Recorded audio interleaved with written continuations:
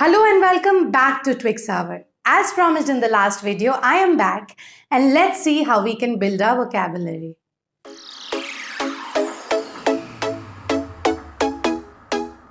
Kafi time se we've been talking about speaking skills and I had been sharing quite a few tips and tricks with you related to that. But मैंने आपको पहले भी बोला है that speaking skills या फिर communication skills को improve करने के लिए हमें बहुत सारे कंपोनेंट्स पे फोकस करना होता है. अब जैसा कि आप लोग जानते हैं मैं एक प्रोग्रामर हूँ, तो जैसे ही सामने कोई टास्क आता है मेरा दिमाग ऑटोमेटिकली इस चीज़ पे फोकस करने लग जाता है that how do I break this task into smaller and more achievable pieces so that piece by piece I can complete the entire task. अब वैसे ही जब हम लोग इंग्लिश बोलना सीखने के बारे में बात करते हैं तो बहुत इंपॉर्टेंट है कि हम लोग हर एक कंपोनेंट को समझें और उन सब पे फोकस करें ताकि आपका एक होलिस्टिक डेवलपमेंट हो.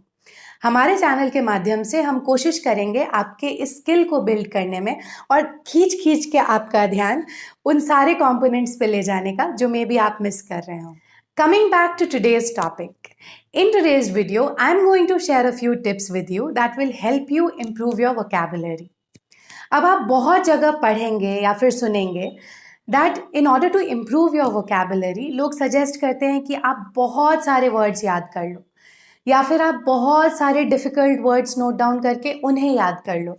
बिकॉज अगर आपके सेंटेंसेस में बहुत डिफ़िकल्ट वर्ड्स यूज़ किए गए हैं दैट मीन्स आपकी वोकेबुलरी बहुत सॉलिड है, which is fine.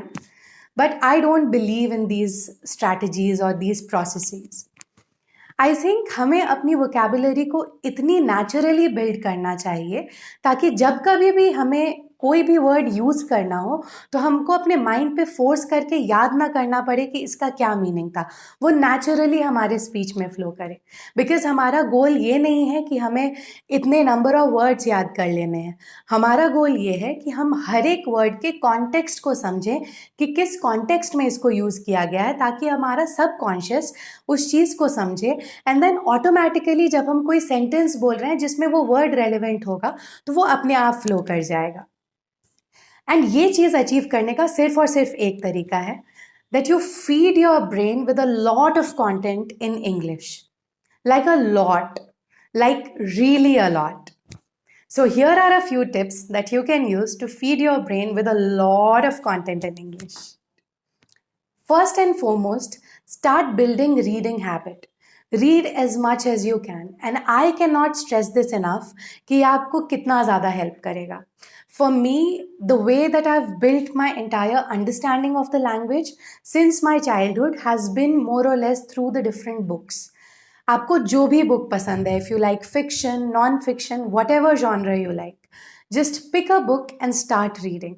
Because it's not only a way for you to understand different contexts in which the words are being used, but it's also a good way, a good habit to look at different perspectives, understand the different situations that, the person is and the way they are trying to juggle with the words in a whole. So I think reading as much as content, if you don't like to read books, then read articles, maybe read newspapers, read latest updates on your phones and all related to whatever field you like. But just keep reading, read a lot.